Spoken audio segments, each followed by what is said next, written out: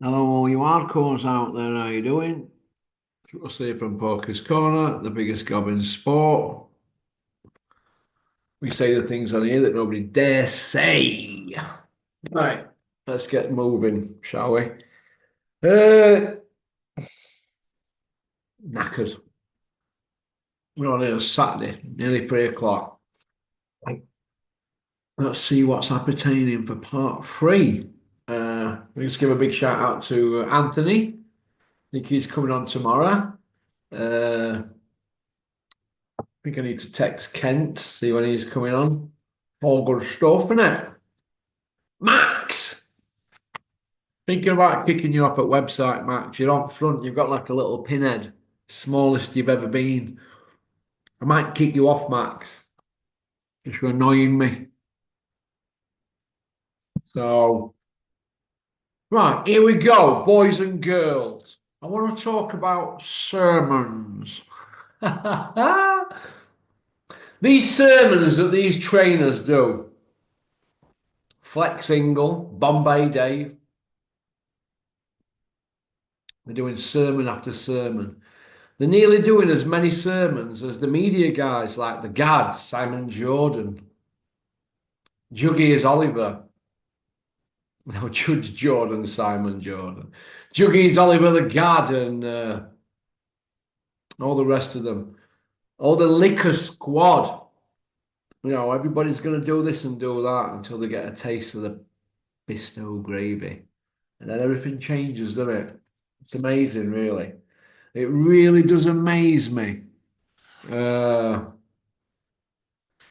I've just been watching that Bombay Dave sermon. He tends to do like three or four, doesn't he, in one day? And all designed to disarm young boxers and get them to go train with them. That's my opinion. It doesn't seem to be working for Flex, does it? Flexy? Who's he training now? Answers on a postcard. Pokey Corner at mail.com.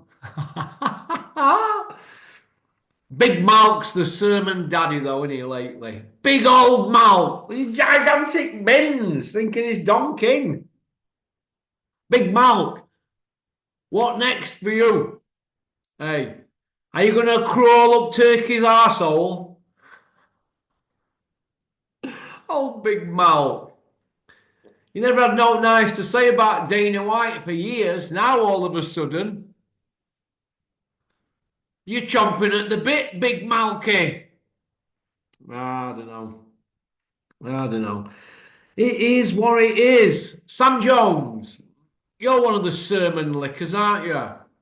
Your guy, is it Dan Toward? He just got beat on Channel 5, didn't he? He got put on Button Moon. I mean, you're taking L's left, right, and centre, Sam, now, aren't you? My God. You've took more L's than Derek Chisora. It is what it is, isn't it? I don't really know what to say about Sam now, really. Sam, why is it whenever any of your fighters lose, or especially if they lose on points, you always come out with depends what you're looking for. I had it close, could have gone either way. Swing rounds, setbacks paved the way for comebacks. Even Muhammad Ali and Lennox Lewis got beat. We go back to the drawing board and he's a tough kid. Why do you always come out with the same old lingo? Why? I want to know why. You come out with the same old waffle. Absolute waffle, mate. You're an absolute waffler. And do you know what? You've been running off of your mouth lately, haven't you, Sam? When I bump into you, I'm going to close it for you. All right, because you're annoying me, especially with your Botox in your forehead, you weasel. Right. Now that we've just roasted Samuel, the big advisor to Joe Joyce. Joe's like family. Joe's like family. If Joe were family, he'd have been putting it on WBA when he were mandatory, wouldn't you? For his title shot at Usyk. Instead of advising people and saying, well, take Zhang fight. You know, at least you're earning and ticking over, keeping your tools sharp, getting some money in bank. There's an answer for everything. When somebody's expected to knock somebody out, and they don't knock them out, do you know what they say? They go, oh, well, I needed to get rounds in. You get your rounds in sparring. You don't get paid for overtime. There's an answer for everything. It's like being a politician, isn't it? That's how I look at it. Eddie Hills! Hills! The 7-0 Iceman from Billericay. 5 by way of. Fresh after his TKO victory over Ben Shalom, Adrian Mowell. It was a push, really, Eddie, and you know that, but Marcus McDonald did it as a TKO. Ian John Lewis would give it as a KO. Bit embarrassing to see Eddie Hills explaining what he said to the White Rhino. Is this how they're going to try and sell this fight now? I told Dave Allen to ask that he wasn't ready to fight Daniel Dubois for safety reasons, and that his head wasn't in the game at the time. Your words on Stomping Ground, Eddie. Your words. Right. But that's not what happened, is it, Eddie Hills? No. What happened were you told Dave to ask for extra money. Oh, yeah, more money. Yeah, and Darren Barker had trained him. Yeah, he wanted more money. So it's okay for David to get filled in fighting Dubois if he gets that extra money, because that means that everybody gets paid, doesn't it? Barker gets paid, and you would have probably wanted something out of the job. Why David felt the need to come running to you saying, "I've had an offer of Bricktop." He never had a deal with you, did he? I hope David's learned from that. But now you're saying, well, you know, he's head in the game, he'd have got absolutely battered, and, you know, we've got to think of your health and all that nonsense. That ain't how it went down, Eddie, and you know that. You're going on about something 5 years ago plus. That isn't how it went down, and you know it. You know it. You had what in the game and all that. What? You told him to ask for more money. You told him, oh, don't worry, don't take that fight. I'll match that offer. You couldn't, could you? You couldn't match it. You couldn't deliver. You'd have done anything then to to stop Bricktop, wouldn't you? You didn't want him to get moving forward. You had your knee pressed firmly on Bricktop's neck then. You never had a deal with David Allen. You were advising him to price his son out of that fight because you knew that damn well wouldn't pay it.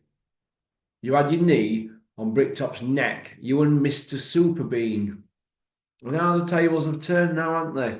Superbean's hanging around shows hoping to say goodbye to George Warren. Bricktop's son. Been stood near the doorway half an hour just hoping to get a glimpse of George. See you, George. George, nice to see you. Hey? Hey? Unbelievable. It's unbelievable how they can spin it. You asked David to ask for more money. No, I'll tell you what, more money. Now you're saying, man, David, you want in the game at the time and blah, blah, blah. Load of shit. Should be a politician. Absolute politician. Mark on my screen. This is how I look at it, right? We put Dave Allen in with David Price, didn't they? That was target practice, wasn't it? God, that's what they think about the White Rhino. He beats a 40-year-old 20 stoner and Lucas Brown, and they put him in with Price. Jesus. Hey? David's owed money from them, and they need to pay up. And I hope he smashes Elmer Fudd up. And I hope Daddy Fudd goes on and eats a big greasy Chinese, because that's all he's good for, big dosser.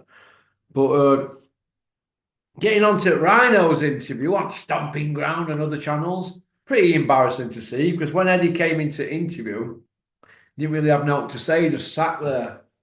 But David's had plenty to say for 5 years, haven't you, David? When Eddie's not been there, but nothing to say while he's there. You should have put it on him. I forgot. He's going to be paying you, isn't he? When you fight on May 17th, if it happens. Jeez. Hey? I see a Fisher pull out myself. But what can you do? Eddie there, well, only reason for it is just to stick them both in. No, you had nowhere to go with Fisher. public demanded that fight. The public demanded it. But you've got to give them the dues. They both need each other. David needs Eddie and Eddie needs David so Fisher can move forward. So Fisher will box this time. He won't try and knock David out. He'll try and box him and drown him with fitness. But both cunning like foxes. David wasn't as cunning when he was trying to negotiate with Bricktop and Eddie, and I'm like, oh, I thought I'd be loyal to you, Eddie, and tell you what offer I've got. Why be loyal to him, David? Learn from it, haven't you now? Yeah, you never had a deal with him. You learned, didn't you? A bit more cunning now. Both cunning like foxes. So and that's what boxing does to you, makes you cunning. Isn't that right, Bombay Dave and Flex? But they learnt off the best, didn't they? That's about it, really. Thanks for liking and subscribing and leaving a comment. Go on, booyaka. Peace out.